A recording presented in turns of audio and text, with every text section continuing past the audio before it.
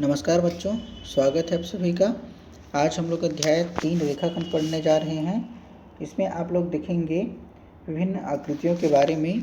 ठीक है, तो आकृतियाँ जो कैसे बनाते हैं हम लोग, और जैसे रेखाखंड लिखा है तो रेखाखंड के बारे में जानेंगे। ठीक है, देखिए इसमें जानने से पहले आपको सबसे एक शब्द है बंद आकृति।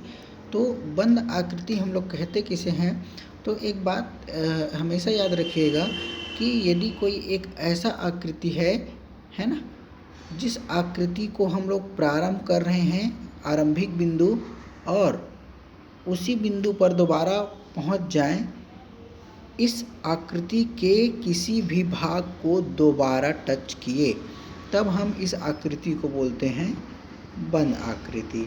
अभी मैंने क्या बताया कि कोई आकृति हम लोग बना रहे हैं, है ना, और उस आकृति को जैसे बनाएंगे तो कहीं ना कहीं से तो स्टार्ट करेंगे। ठीक है, अब जब स्टार्ट करेंगे तो यदि मैं इसको क्या करूं, इसको इस तरीके से घुमा रहा हूं, ठीक है, और घुमाने के बाद यदि मैं पहले ही बिंदु पर वापस पहुंच गया इस तरीके से, तो यहाँ से मैंने स्टार्ट किया और यहीं दोबारा पहुंच गया, और यहाँ तक जाते मुझे किसी भी इसके बिंदु में दोबारा जाना नहीं पड़ा, तो ये आकृति कहलाएगा बंद आकृति। और यदि मुझे दोबारा जाना पड़ा है, सपोज देखिए मैं क्या करूँगा, ये जो P लिखा है P, तो मैं इस तरीके से यदि आरंभ कर दिया, ठीक है, जैसे मैं यहाँ से इस तरीके से बना रहा हूँ ये P, ये फिर हो गया, मैंने P बना दिया।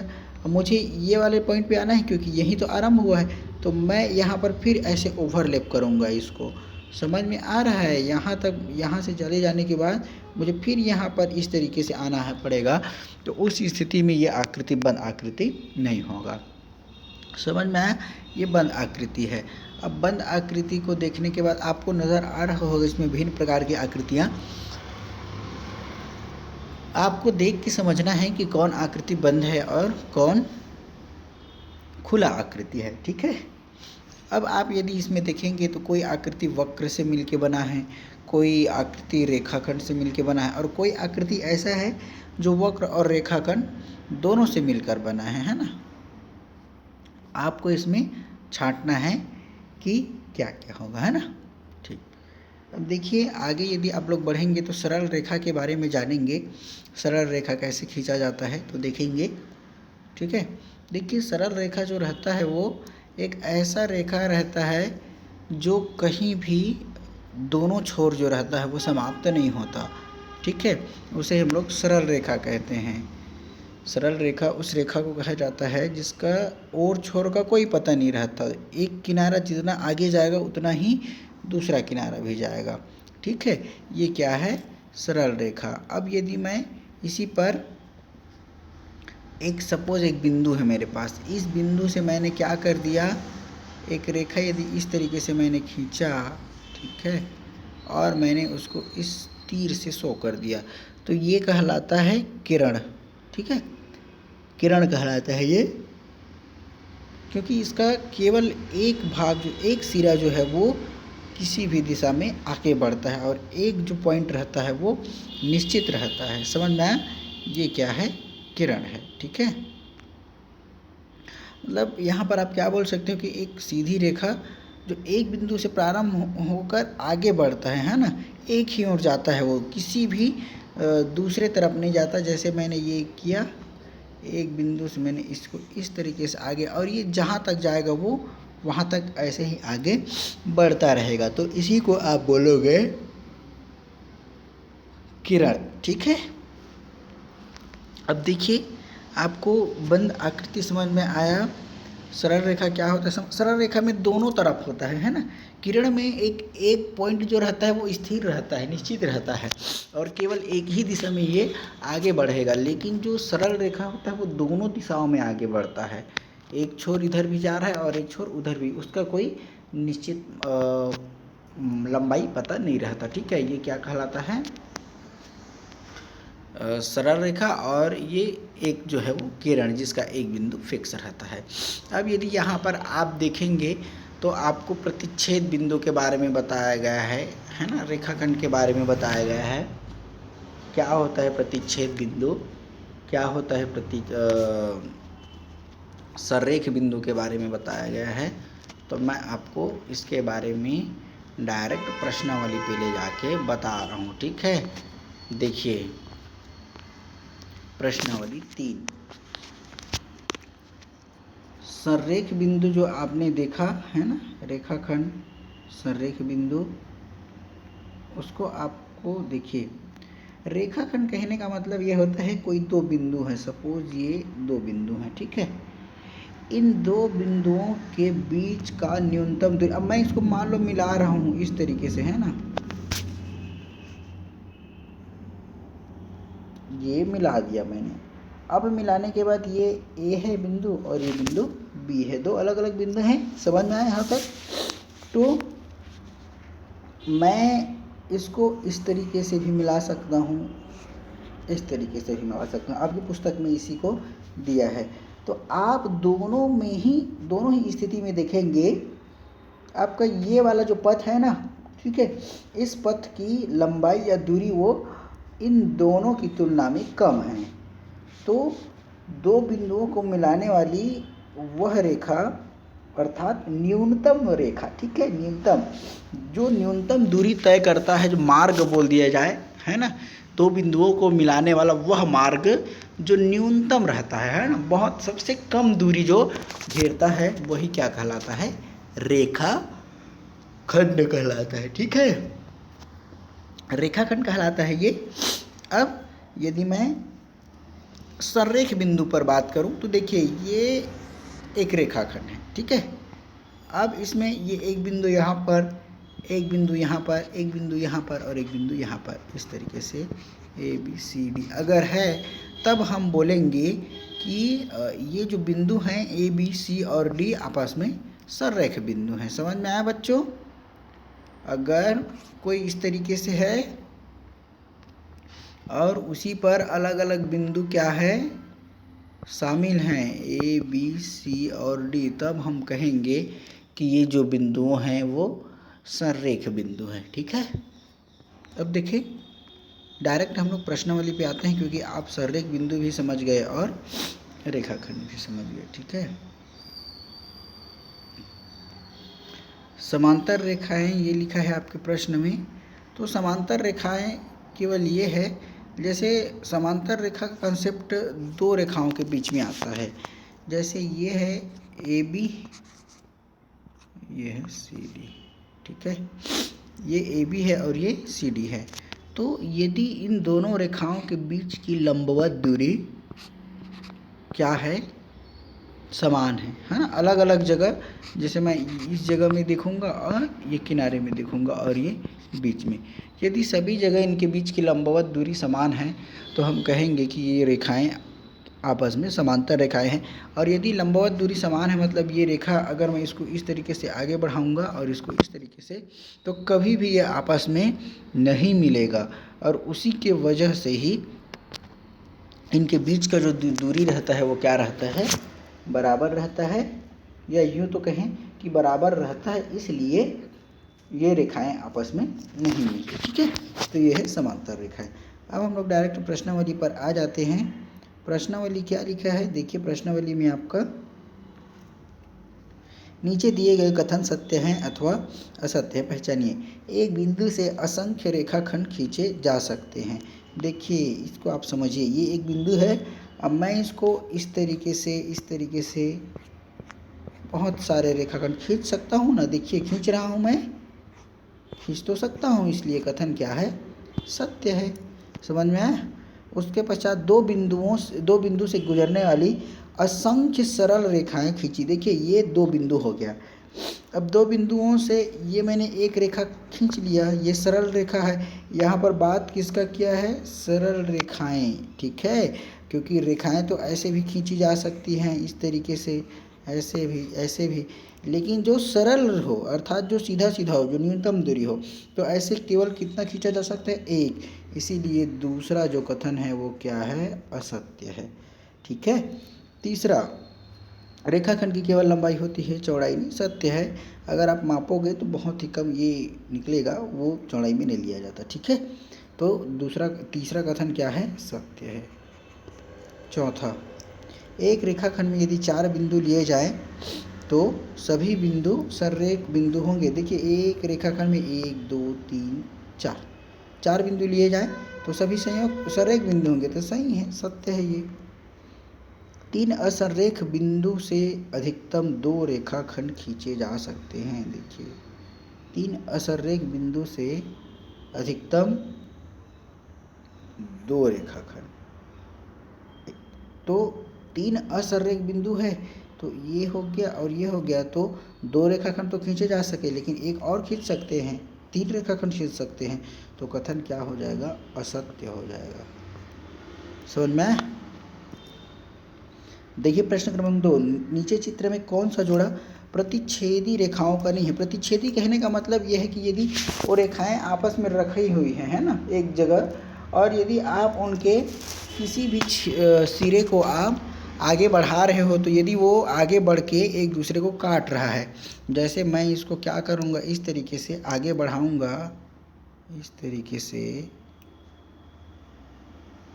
तो ये रेखा ये आके यहाँ पर इसको काट रहा है इस तरीके से, तो ये तो प्रतिच्छेदी रेखा हो गया। समझ में आया आप लोगों को? ठीक है, ये प्रतिच्छेदी हो गया। इसको यदि मैं क्या करूँगा, इस तरीके से आगे बढ़ाऊँगा तो ये भी काटेगा, तो ये दोनों भी आपस में प्रतिच्छेदी रेखा हो गया। ठीक है, लेकिन यदि मैं इस रेखा की बात करूँ, इस रेखा की, तो मैं इसको कितना भी आगे बढ़ाऊँ ये एक दूसरे को काटने वाला नहीं है, क्योंकि ये क्या है, समांतर रेखा। इसलिए आपका दूसरा का पहला क्या हो जाएगा, प्रतिच्छेदी रेखा नहीं है। ठीक है, उसके बाद फिर देखेंगे प्रश्न क्रमांक 3, दी गई रेखाओं के युग्म में से प्रतिच्छेद करने वाली रेखाओं के युग्म छांटिए। रेखाओं के युग्म मतलब आपको रेखा में 2 बिंदु रहता है, तो दोनों बिंदुओं में आपको नाम लेना है।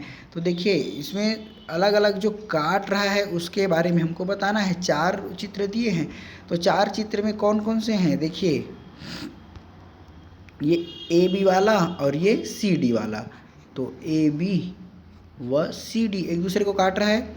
ये पी क्यू और ये आर एस, पी क्यू व आर एस। तीसरा क्या दिया है? तीसरा में टी यू, ये टी यू है ना, आर एस व टी यू। और चौथा जो है वो एक दूसरे को काटेगा क्या? नहीं काटेगा, इसीलिए ये इसमें प्रतिच्छेद बिंदु हमें नहीं मिलेंगे और न ही प्रतिच्छेदी युग्म मिलने वाले हैं। ठीक है, ओके। अब आगे प्रश्न पर आगे बढ़ते हैं। नीचे दिए गए खंडों में से सररेख बिंदुओं के समूह को लिखिए। असररेख कहने का मतलब जो एक ही रेखा में हो, एक ही रेखा में मतलब एक सरल रेखा मिलेगा आपको, और कहीं ये ऐसा होने लग जाए तो सरल रेखा मिलेगा क्या? ये देखिए ये तो आपस में मिल गए, लेकिन ये मिलेगा क्या? नहीं मिलेगा। अगर इधर रहता तो मिलेगा क्या? नहीं मिलता।